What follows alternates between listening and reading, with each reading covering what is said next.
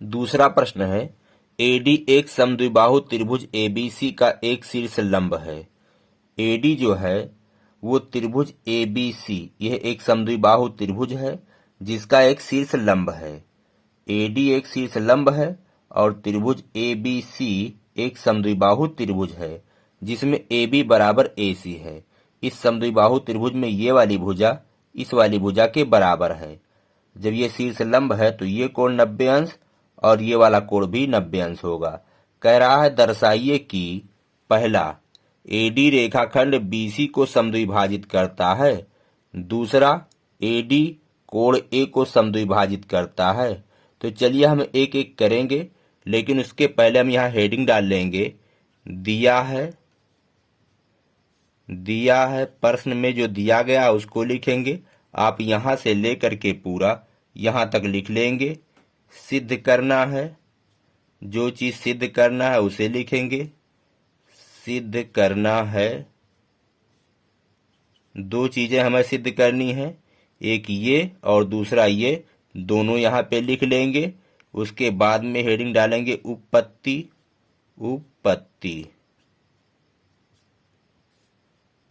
अब चलिए पहला वाला हल करते हैं।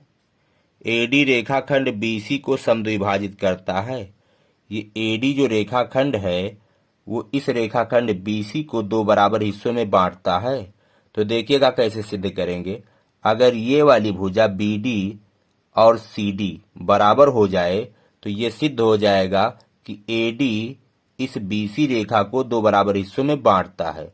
तो कैसे बराबर करेंगे, देखिए ये वाला त्रिभुज जो है एबीडी और एसीडी अगर सर्वांगसम हो जाए तो ये और ये इस सर्वांगसम त्रिभुज के संगत भाग हैं और दोनों बराबर हो जाएंगे। इस तरह से सत्यापित हो जाएगा। तो चलिए त्रिभुज एबीडी और त्रिभुज एसीडी में, त्रिभुज एबीडी और त्रिभुज एसीडी में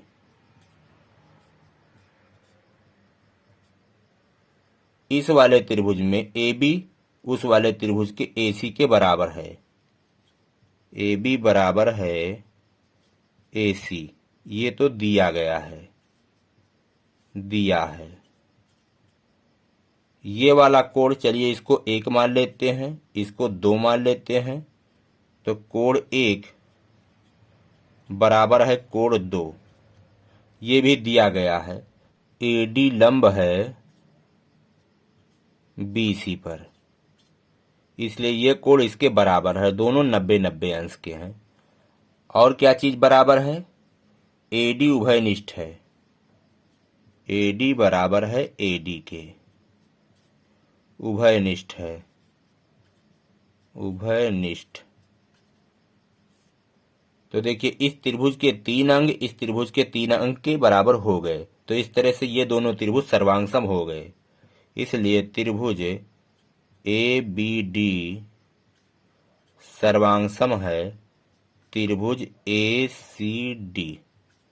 कौन से सर्वांग समता से, देखिएगा ये समकोण है, ये कर्ण है और ये भुजा है RHS से, RHS से समकोण कर्ण और ये वाली भुजा बराबर है दूसरे वाले समकोण त्रिभुज के समकोण कर्ण और एक भुजा के बराबर है।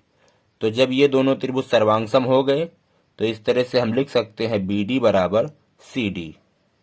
इसलिए BD बराबर CD और BD अगर CD के बराबर है तो सिद्ध हो गया अतः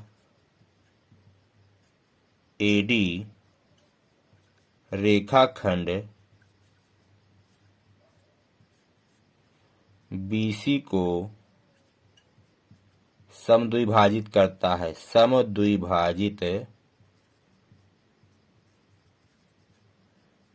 करता है।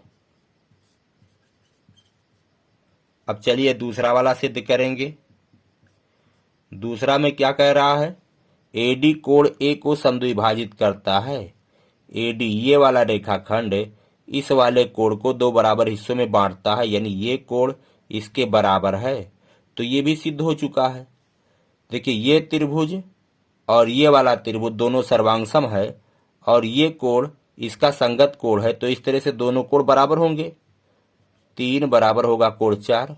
देखिए चूंकि त्रिभुज ए बी डी सर्वांग है त्रिभुज ए सी डी के, इसलिए कोण 3 बराबर कोण 4। अब जब कोण 3 और कोण 4 बराबर हैं तो यह स्पष्ट है कि ये जो एडी है कोण ए को समद्विभाजित करता है। अतः एडी कोण ए को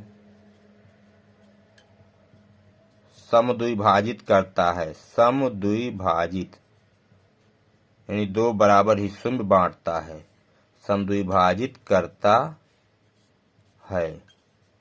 तो इस तरह से दोनों प्रूव्ड हो चुके हैं।